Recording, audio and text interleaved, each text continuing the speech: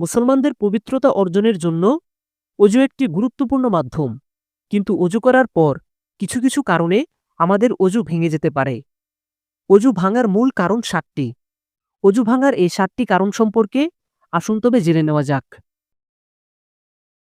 পায়খানা বা প্রস্রাবের রাস্তা দিয়ে কোনো কিছু বের হলে, মুখ ভরে বমি করলে,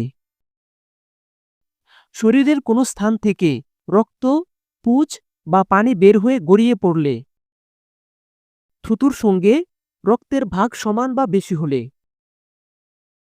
চিত বা কাত হয়ে হেলান দিয়ে ঘুমালে, পাগল, মাতাল বা অচেতন হলে, নামাজে উচ্চস্বরে হাসলে। মূলত এই 7টি মৌলিক কারণে আমাদের অজু ভেঙে যায়।